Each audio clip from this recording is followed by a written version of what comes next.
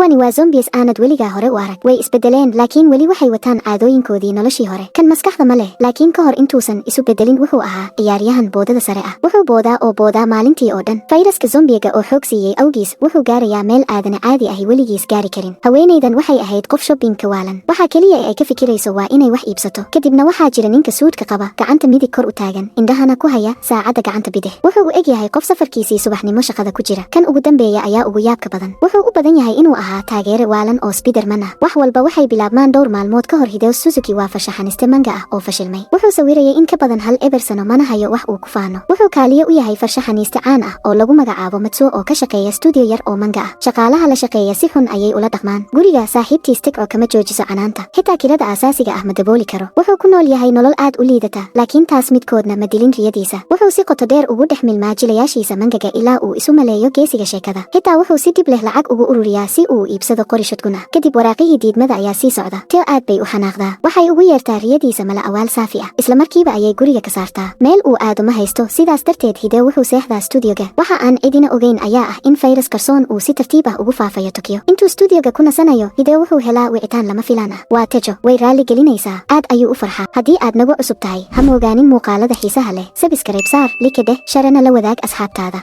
Subaxdii xigtay ayuu quraac soo qaataa oo si degdeg ah ugu ordaa gurigeeda, laakiin markuu yimaado, albaabku waa xiran yahay. Wuu qayliyaa, jawaab ma jirto. Daloolka albaabka ayuu ka eegaa. Waxa uu arko dhiiggiisa qaboojiya. Teo si tartiib ah ayay sariirta uga kacaysaa, kadibna dhulka ayay ku dhacaysaa. Jirkeedu si xoog leh ayuu u gariirayaa. Waxay dhinaca albaabka ugu soo gurguuranaysaa qaab qaloocan. Ka hor inta Hideo falcelin waxay ku dhacaysaa oo dhulka ayay ku tuuraysaa. Wax aad u khaldan ayaa ka jira Teo. Wuxuu si quus ah isku dayaa inuu dib gudaha ugu riixo. Way qaniinaysaa, laakiin waxay ku dhacdaa jirka albaabka. Xooggaas awgiis ilkaheeda hore way jabaan. Hideo isagoo naxsan ayuu istaagaa. Waxay gudaha ugu riixdaa oo mar kale weerartaa. Gacantiisa ayay isku daydaa inay qaniinto, laakiin nasiib wanaag ilko dambe ma leh. Wuxuu isku dayaa inuu iska xoreeyo. Kadib waxaa dhacaya wax aan la rumaysan karin. Koob fiiqan ayaa dhulka yaala. Dusha ayay ugu dhacdaa. Way dhimatay iyadoo gariiraysa. Hideo alaabtiisa ayuu qaataa wuuna cararaa. Buunda dusheeda ayuu ku arkaa haweenay si aad ah u argagaxsan. Diyaaradaha dagaalka ayaa cirka sare ka duulaya. Wuxuu dareemayaa in wax weyn dhacayaan. Markuu wadooyinka galo, zombies hore ayay dadka dhexdiisa ugu jiraan. Dadka waa la jiidayaa ka hor intaanay xitaa garan waxa dhacaya. Hideo wuxuu arkaa booliis wuxuuna ugu ordaa caawimo. Booliiska isagaba zombie ayuu noqday. Hideo wuu cararaa. Wuxuu isku dayaa inuu helo meel ammaan ah, laakiin si toos ah ayuu ugu dhacaa koox zombies ah. Magaalada oo dhan qalalaase ayay gashaa. Fayrasku si degdeg ah ayuu u faafayaa. Qof walba naftiisa ayuu la cararayaa. Shilal baabuur ayaa meel walba ka dhacaya. Argagaxa dhexdiisa, Hideo wuxuu helaa taxi darawalkiisa hurdo ku jiro. Wuxuu rabaa inuu galo markii gabar lagu magacaabo Yumi ay soo orodo oo iyaduna rabto inay gasho. Kadib nin suud qaba ayaa indhahooda qabta. Isagu hore ayuu isu bedelay, laakiin weli telefoonkiisa ayuu ku jiraa. Hideo wuxuu kor u qaadaa shotgunkiisa isagoo aan laba labayn. Kadibna dhawaaqa hoonka baabuur ayaa dib ugu soo celiya xaqiiqada. Waxaas oo dhan maskaxdiisa ayay ka socdeen. Labadooda iyo nin kale ayaa taxiga gala. Raadiyaha ayay ka maqlaan in Tokyo oo dhan dhacday. Kadib Hideo wuxuu ogaadaa in ninkii kale uusan caadi ahayn. Waxaa la qaniinay ka hor intuusan soo gelin. Hadda wuu isu bedelayaa iyadoo darawalkii aan waxba ogeyn uu waraaq siiyo. Ninkii darawalka ayuu qaniinaa. Zombigu wuxuu markaas ku boodaa Hideo. Darawalkii daqiiqadihiisii ugu dambeeyay wuxuu furaa albaabka dambe. Hideo ninkii hal mar ayuu dibadda u tuuraa, kadib mar labaad si uu hubsado. Hanjabaadii way dhammaatay, laakiin dhibaatadu weli ma dhammaan. Darawalkii si buuxda ayuu isu bedelay wuxuuna xawaaraha gaadhiga gaarsiiyaa 160 kilomitir saacadii. Baabuurku wuxuu ku dhacayaa wax kasta oo jidka yaal. Hideo wuxuu Yumi u jiidaa kursiga dambe. Darawalku weerar ayuu ku soo qaadaa. Waxay si degdeg ah suumanka u xirtaan. Baabuurku wuxuu gadaal kaga dhacaa gaari kale wuuna rogmaa. Suumanka ayaa badbaadiya. Markay dibadda u soo baxaan waxay arkaan wadada oo dhan inay xaniban tahay. Yumi telefoonkeeda ayay eegtaa waxayna heshaa fariin. Fayrasku inkastoo uu cabsi badan yahay, ma noolaan karo qabowga daran ee meelaha dhaadheer. Labadooduba waxay eegaan Mount Fuji oo fog ka muuqata. Halkaas ayay tahay meesha ay tahay inay tagaan. Isla markiiba way dhaqaaqaan. Waxay socdaan ilaa habeenkii waxayna ku hoydaan macbud duug ah oo cidlo ah. Subaxdii xigtay, Hideo wuxuu arkaa calaamado qaniinyo oo qoorta Hiromi ku yaal. Wadnihiisu istaagayaa. Qorigiisa ayuu ku fiiqaa. Hiromi runta ayay sheegtaa. Dhowr maalmood ka hor ilmo yar ayaa qaniinay. Waxaa laga yaabaa inay cudurka qabto, laakiin maxay weli si buuxda ugu isu bedelin? Xitaa iyadu ma garanayso. Hideo wuu u naxariistaa. Wuxuu go'aansadaa inuu ilaaliyo oo kaliya tallaabo qaado haddii ay si buuxda isu bedesho. Wuxuu isu sawiraa geesiga mangagiisa. Wuxuu sii wadaa safarka Fuji isagoo Hiromi ilaalinaya, laakiin waxa imaanaya lama joojin karo. Wax yar kadib, Hiromi waxay bilowdaa inay muujiso calaamadaha isu bedelka. Jirkeeda oo dhan ayaa gariiraya. Hideo wuu argagaxaa wuuna cararaa. Intuu jidka ku jiro ayuu arkaa nin xaabo jara wuxuuna ugu ordaa caawimo. Ninkii xaabada jarayay zombie ayuu noqday. Hideo waa la qabtaa wuxuuna lumiyaa qorigiisa. Markii ay u muuqato inuu dhammaaday, Yumi ayaa soo baxda. Hal feer oo fudud ayay zombiga ku tuurtaa hawada. Hideo wuxuu isweydiiyaa ma zombie ayay tahay mise bini'aadam. Waxay ku jirtaa kala bar isu bedelka, laakiin weli si degan ayay ula dhaqantaa. Weli waxaa ku hadhay qayb yar oo bini'aadantinimo ah. Hideo wuxuu ka fikiraa inuu ka tago, laakiin waxay ugu eegaysaa si aan waxyeelo lahayn. Ma awoodi karo inuu ka tago. Maalmo socdaal ah kadib waxay gaaraan magaalo yar oo ku taal salka Mount Fuji. Meesha waa burbur, meydad gubtay ayaa meel walba yaal. Iyagoo raashin raadinaya, Hideo waxaa si lama filaan ah ugu booda zombie. Nin badbaaday oo lagu magacaabo Abe ayaa waqtigii saxda ahaa soo baxa oo badbaadiya. Koox badbaadayaal ah ayaa la socda Abe. Meel dhow zombies ayaa dhaqaaqaya. Qof walba waa inuu si degdeg ah ugu laabtaa goobta amniga. Hideo wuxuu go'aansadaa inuu kooxda ku biiro. Abo Calibseka dhexdiisa tiro badan ayaa badbaado leh, laakiin zombies aad bay u badan yihiin, hubkuna aad buu u liitaa. Dhowr qof ilbiriqsiyo gudahood ayay dhacaan. Baxsadku wuxuu u muuqdaa mid aan suurtagal ahayn. Kadib zombies si lama filaan ah ayay u joojiyaan weerarka. Dad saqafka saaran ayaa waxyaabo garaacaya si ay zombies dareenkooda u jeediyaan. Daaqad ayaa furanta. Inta soo hartay albaab ayay ka galaan, waxayna si ammaan ah ugu fuulaan saqafka. Saqafkani waa goobta badbaadayaasha, dad badan ayaa buuxa. Hogaamiyuhu waa nin lagu magacaabo Sango. Dusha sare wuxuu ilaaliyaa nabadda, laakiin dhab ahaantii waxa keliya ee uu daneeyo waa awoodda. Indhihiisu markiiba waxay qabtaan shotgunka Hideo dhabarka ku sita. Markii ay degaan, Hideo wuxuu arkaa zombies yaab leh oo saqafka jooga. Nin ayaa sharaxaya in kuwan yihiin infected gaar ah. Waxyaabihii ay aadka ugu waalnaayeen ka hor isu beddelka ayaa weli ku haray, sidaas darteed xitaa zombies ahaan weli isla waxyaabihii ayay samaynayaan. Saqafku waa meel wanaagsan oo magangelyo ah, laakiin sahaydu way sii yaraanaysaa. Kooxdu waxay go'aansataa inay mal dhow u tagaan si ay sahay uga soo qaataan. Sano wuxuu dalbadaa qoriga Hideo. Hideo si toos ah ayuu u diidaa. Abo Calibse zombie dhexdiisa, hubkaagu waa noloshaada, waxba kuma wareejinayo. Diidmadaas waxay ka caraysiisaa Sano. Waxay Hiromi u qafaashaan la hayste ahaan. Waxa aysan ogeyn ayaa ah in Hiromi aysan ahayn qof lala ciyaaro. Si fudud ayay nin hawada ugu tuurtaa. Hideo wuu joojiyaa, laakiin indhaheedu durba way isbedelayaan. Calaamadaha isu beddelka ayaa soo baxaya. Qof walba wuu argagaxaa. Sango fallaar aros bow ah ayuu ku dhuftaa. Kuwa kale ayaa fursadaas uga faa'iidaysta inay qorigii Hideo xadaan oo si xun u garaacaan. Laakiin markii Sango isku dayo inuu qorigii qaato, Ayura ayaa isagu u booba. Laga bilaabo waqtigaas, Ayura ayaa noqda madaxda dhabta ah. Sango aad buu u xanaaqaa, laakiin wuu aamusa. Dhaawacyada Hiromi ma ahan kuwa halis ah. Sida qorshuhu ahaa, waxay malka u aadaan si ay sahay u soo helaan. Dad qaar ayaa saqafka ku haraya si ay zombies u mashquuliyaan, halka kuwa kale gudaha u galaan. Si degdeg ah ayay malka ku gaaraan. Gudaha aad ayuu u madow yahay. Sango si aamusnaan ah ayuu kooxda uga baxaa. Nalalka ayaa shidma. Waxay helaan bakhaarka malka. Sahay meel walba ayay taal. Kooxdu way faraxdaa, laakiin ma oga in Sango qorshihiisa gadaal ka wado. Markay bilaabaan inay alaabta qaadaan, codkaba sistemka malka ayaa si lama filaan ah u qayliya. Qorshihiisu waa inuu zombies gudaha u soo jiido. Qof walba markiiba wuu argagaxaa. Zombie ayaa ugu horreyn soo baxa oo isla markiiba qof qaniina. Sawaxanka ayaa soo jiida koox weyn oo zombies ah. Qof walbana wuu cararaa, laakiin meel ay aadaan ma jirto. Zombies dhinac kasta ayay ka joogaan. Ayura qoriga ayuu qaadaa oo dhowr xabadood ridaa. Midna meel muhiim ah kuma dhacdo. Dad kale ayaa baxsadka ku dhinta. Sango wax walba kamaradaha ayuu ka daawanayaa, welina kuma qanacsana. Wuxuu sidoo kale zombies magaalada ku jira soo jiitaa. Wuxuu rabaa in qof walba dhinto. Hideo waqtigii ma baxsan karo. Wuxuu isku qariyaa armaajo. Dhanka kale saqafkii isaguna wuu burburayaa. Zombigii boodada sare ahaa ayaa sawaxanka ka kacsan. Wuxuu orod qaadaa, bood weyn sameeyaa, wuxuuna isku tuuraa saqafka. Markan wuu gaarayaa. Kalkaalisayabu markay jeesato waxay si toos ah ugu dhacdaa riyo xun. Zombiga boodada sare ayaa bilaaba xasuuq. Dadkii saqafka joogay dhammaantood waa la laayaa. Kaliya Yabu iyo Hiromi ayaa badbaada. Yabu si waali ah walkii talkii ayay caawimo uga codsataa. Hideo wuxuu ka maqlaa isagoo armaajada ku jira, laakiin isaga qudhiisa xaaladiisu way liidataa. Maskaxdiisa ayuu ku sawirayaa inuu dibadda u baxo. Qorshe kasta si xun ayuu ku dhamaadaa. Wuxuu muraayada isku eegaa isagoo kala shaki qaba. Ma leeyahay waxa ay u baahan tahay inuu noqdo geesi dhab ah. Markii uu ugu dambeyn go'aansado inuu dhaqaaqo, zombie ayaa mugdiga kaga soo booda oo gacanta qaniina. Qalalaasaha dhexdiisa, Hideo wuxuu qabtaa fire extinguisher wuxuuna ku garaacaa. Neef ayuu qaataa wuxuuna hubiyaa inuu cudurka qaaday iyo in kale. Wuu badbaaday. Saacadiisa ayaa qaniinyada qabatay. Hideo wuxuu dib ula hadlaa Yabu isagoo u sheegaya inuu soo socdo. Wuxuu isu diyaariyaa, parking lotka ayuu galaa, wuxuuna koox zombies ah ku garaacaa bacbariis ah. Intuu jidka ku jiro wuxuu sidoo kale dib u helaa shotgunkiisii la xaday. Dhanka kale, Yabu ma sugayso dhimasho. Hiromi dhabarka ayay ku qaadaa, waxayna malka gudaha ugu sii socotaa iyagoo wado baxsad raadinaya. Kadib Sango ayaa hadka ka soo baxa. Wuxuu tusaa furayaal baabuur wuxuuna sheegaa inuu labada gabdhood ka saari karo halkaas. Yabu way raacdaa iyadoo weli ka shakisan. Kadib waxay aragtaa dhiig gacantiisa ka daadanaya. Waa la qaniinay. Wuu isu bedelayaa. Yabu Hiromi ayay qabataa wayna carartaa. Qaadista Hiromi waxay Yabu ka dhigtay mid daalan. Sango wuu soo dhawaanayaa. Kadib Hideo ayaa hortooda ka soo muuqda oo Sango halkaas ku toogta. Saddexdoodu waxay isku dayaan inay baxaan markay si toos ah albaabka ugu arkaan Ayura. Weli wuu nool yahay. Dibadda malka, Abwan ayaa dhankooda u soo ordaya iyadoo koox zombies ahi daba socdaan. Waxay isku dayaan inay dhinaca kale maraan. Halkaasna waa xiran tahay. Gebi ahaanba waa la hareereeyay. Ma jiro wado kale oo aan ahayn inay dhex maraan. Hideo wuxuu hubiyaa rasaastiisa wax ka yar hal eber xabo. Yomina si degdeg ah ayay u sii daciifaysaa xilli ay aad ugu baahan yihiin. Hadda wax walba isaga ayay saaran yihiin. Yomi waxay siisaa erayo dhiirigelin ah. Wax baa gudaha Hideo ka shidma. Wuxuu istaagaa bartamaha kooxda zombies wuxuuna bilaabaa inuu bidix iyo midig ka toogto. Hal xabo, hal zombie dhulka ayuu ku dhacaa. Xabadda xigtana laba ayaa wada dhacaya. Qolofyada rasaasta ayaa hawada duulaya. Wuxuu dib u buuxinayaa qoriga isagoo aan hakad gelin. Kuwa kale markay arkaan way ku biiraan. Horeyba waa loo hareereeyay. Haddaba maxaa ka haray aan ka ahayn inay dagaalamaan? Kuwa aan hubka haysan waxay la galaan gacmo madan. Zombie weyn ayaa ku soo ordaya. Hideo madaxa ayuu ka qarxiyaa, laakiin weli wuu socdaa. Markuu isku dayo inuu qoriga dib u buuxiyo, zombiga ayaa dusha ka qabta. Mid kale ayaa korkiisa ku soo booda. Kadib saacadiisa ayaa mar kale badbaadisa. Wuxuu awood u yeeshaa inuu shotgunkiisa dib u soo jiido wuxuuna zombiga qarxiyaa. Dagaalka dhexdiisa, Abusan iyo Aurora labaduba way dhacaan, laakiin tirada zombies way sii yaraanaysaa. Hideo saacadiisa ayuu iska furaa wuxuuna isu diyaariyaa istaagii ugu dambeeyay. Hadda wuxuu ku jiraa xaalad diirad buuxda ah, hal xabadna ma khasaarayso. Zombigii ugu dambeeyay ayaa dhacaya. Ugu dambeyn neef ayuu qaataa, laakiin markii ay rabaan inay baxaan hoos ayaa had uga soo dhacaya. Waa zombigii boodada sare ahaa, kii jabiyay goobtii amniga saqafka. Wejiga Hideo wuu cadaadaa. Wuxuu og yahay inuusan tani ahayn zombi caadi ah. Gacmihiisu way gariirayaan isagoo soo saaraya labadii xabadood ee ugu dambeysay. Zombigu wuu soo ordayaa. Hideo wuu tooganayaa, laakiin meel muhiim ah kuma dhacdo. Zombigu dib ayuu u istaagaa. Hideo neefta ayuu ceshadaa wuxuuna beegsadaa xabadii ugu dambeysay. Zombigu waa caqli badan yahay. Wuxuu dhinac u ruxmayaa. Xabadii way seegtaa. Rasaas dambe ma hayo. Hideo gebi ahaanba wuu barfoobaa. Zombigu wuxuu ku dhow yahay inuu mar kale soo boodo. Wuxuu hareeraha eegaa wuxuuna arkaa hal xabo oo rasaas ah oo dhulka taala. Labadooduba isku mar ayay u ordaan. Ilbiriqsigii ugu dambeeyay Hideo ayaa gaara marka hore wuxuuna ridaa xabadda. Wuxuu moodayaa inay dhamaatay. Zombigu mar kale ayuu isku dayaa inuu istaago. Wuxuu u jeestaa Hiromi iyo Yabu. Hideo wuxuu soo saaraa xooggiisii ugu dambeeyay. Wuxuu ku dhuftaa jugtii ugu xooga badnayd noloshiisa. Markan way dhamaatay. Hiromi iyo Yabu waxay ku eegayaan qadarin buuxda. Hideo wuxuu isku cadeeyay markii loo baahnaa. Wuxuu noqday geesigii mangagiisa. Ugu dambeyntii saddexdoodii waxay galaan baabuur waxayna u dhaqaaqaan Mount Fuji. Jir ahaan way dhaawacan yihiin, laakiin weli way nool yihiin, weli horeyna way u socdaan.